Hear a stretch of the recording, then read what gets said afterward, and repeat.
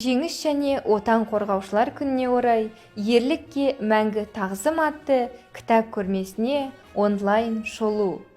Көрменің мақсаты ұрпақты елжандылыққа, патриотизмге, отансүйгіштікке тәрбиелеу.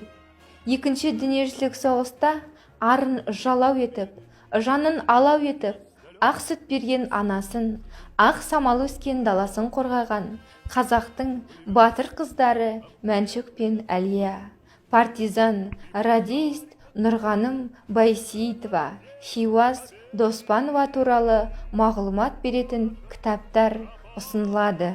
Елбасына күн туған ауыр жылдарда қан майданда жаумен жағаласқан, тылда тынымсыз еңбек етіп, соғыс қиындықтарына төзе білген, ұлы жеңіске лайықты үлес қосқан Қазақстан еңбекшілерінің патриоттық істері жайлы сөз етілген Тілеу Қолбаевтың «Бәрі де майдан үшін, бәрі де жеңіс үшін», Айтқали Нәркіфтің «Мен майдангер ұлымын», Жайықтың жарық жұлдыздары, Ұлы Отан соғысы кезінде Қазақстаннан соғысқа шақырылған әйелдер туралы аңызға айналған арулар.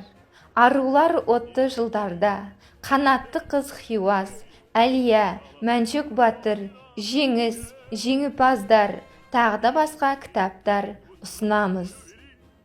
1992 жылы 7 мамырда Қазақстан Республикасының тұңғыш президенті Нұрсұлтан Назарбаев Қазақстанның қарулы күштерін құру туралы жарлыққа қол қойды. Қарулы күштерін құрудағы және дамытудағы рөлі терең зерттелген, елбасының мемлекет әскерінің әлеуетін арттырған, әлемнің озық елдері армияларымен терезесі тең, биік деңгейге жетуіне бағытталған ересен еңбегі нақты деректер көмегімен жүйелі көрініс тапқан. Жоғары бас қолбасшы, әскери қауіпсіздік кепілі, Қазақстан Республикасы қарулы күштерінің жалпы әскери жарғылары, Айбын энциклопедиясы, Аманжолов, Тасболовтың Қазақстанның әскери тарихы, Қазақстан Республикасы қарулы күштері әскери қызметшілерінің әскери киім нысаны және айырым белгілері туралы, Жанар Иманасованың әскери құрылымдарда іс жүргізу кітаптарын ұсынамыз. Сонымен қатар Ұлы Отан соғысы туралы әдебиеттер, мерзімді басылымдар беттерінде жарияланған мәліметтерді QR код арқылы да оқи аласыздар.